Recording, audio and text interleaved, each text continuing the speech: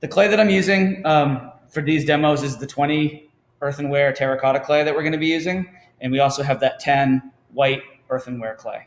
They're both pretty similar, just drastically different colors is the big difference.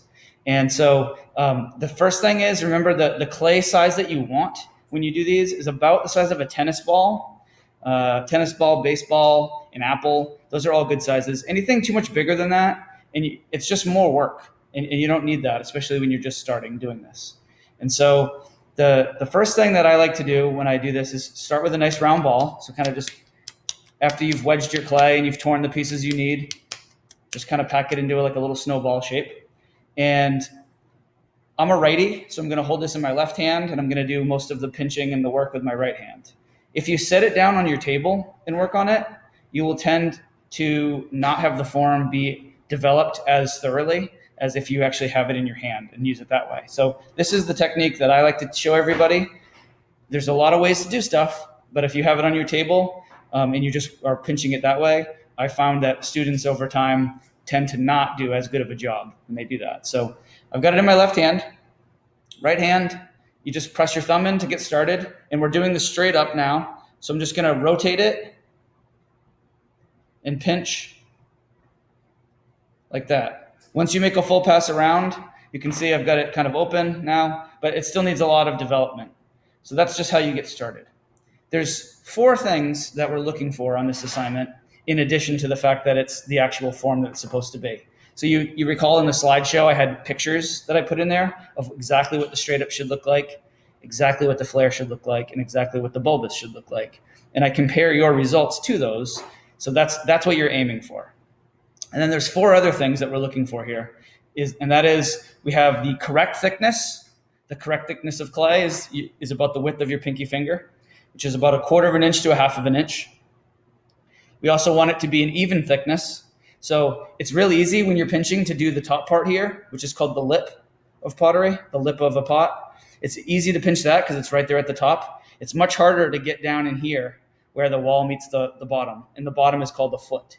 So we want an even thickness. So not only do I want it to be the correct thickness up here, but I need it all the way through that correct thickness. And so correct thickness, even thickness. We want it to be a purposeful surface. So it just looks like it's the way that you intended it to be. That's what I say for every project in this class. On this assignment, our purpose is smooth. We want the surface to be as pristine as possible. So no cracks, no like little, you can see all the pinch marks here. You want to get rid of all of those. You want the inside to be nice and smooth. Everything as smooth as possible. And remember, the challenge of this assignment is no tools, except for the needle tool to sign the bottom. So don't use water on your hands and be doing all of that. It will just make you less of a potter. And the idea here is to just become as skillful as possible with just your hands and the clay. Correct thickness, even thickness, purposeful surface of smooth, and then also we want a stable foot. So the bottom, we don't want it to be wobbling around. I'll show you how to do all that. So now that we've got this, I'm basically going to hold it eye level so I can see that profile really well. And I get my thumb into that area where I said it's the thickest, right in there, where it transitions from the wall to the foot. Grab that thickness and start pinching it towards the opening. And you can kind of see how it just made it a little bit taller. And I'll rotate it a little bit and do that. And we have to make a full pass around before we move to the next step. And you can see I'm doing a straight up pinch pot, so I'm keeping my hand as close as I can to this, like a duck, shadow here. If you angle your hand at all, that will change the way it is. So holding it eye level, you can really see that profile edge really clearly, and making sure your hands are following along with that contour as well is important.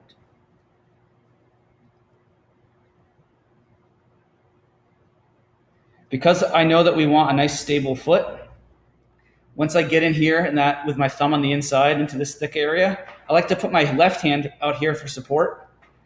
That way I can kind of make sure the bottom is getting defined as well. There we go. And I'm almost all the way around now. A couple more. I try to do this as quickly as possible in these demos, but my My hand starts to cramp up a little bit if I move too fast.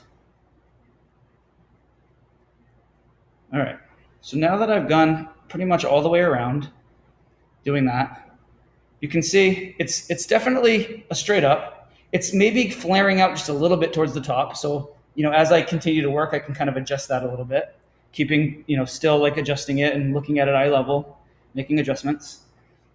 What will happen typically now, and you can see I'm much closer to that correct thickness, which is what I want. But now what will happen is you'll get little tension. I don't know if the camera can actually pick it up, but there's little, cracks and stuff around the lip.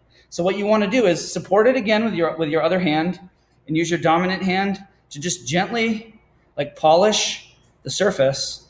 You're not really like pulling clay, you're just like gently rubbing over it, which will help to smooth out any of those little tension cracks that develop. And at this point, it's just a lot of attention to detail. So continuing to pinch. And I like to do like quick motions when we get to this stage. It helps to tamp down any of those like potholes that happen from the pinching technique. And just really pay attention to your surface. Any cracks that develop, smooth them out. Make sure you're maintaining the integrity of the form we're going for. Smoothing as you go. Pay attention to the inside. If you have long fingernails, this can be really tricky. It will like gouge a lot on the inside. And sharp edges with pottery is not ideal. They can become very sharp once glaze is applied there. And, it will ultimately, if you use it for food or something and you've got rough edges in there, it can trap bacteria and just makes it harder to clean. So that's the basic of how you would do a straight up. And from here, you can kind of see all of the pinch marks on the surface. Now at this point, I would need to just spend time carefully polishing that and pinching lightly and just developing the form more to refine it so that it is that nice, smooth surface. So that's how you would do a straight up.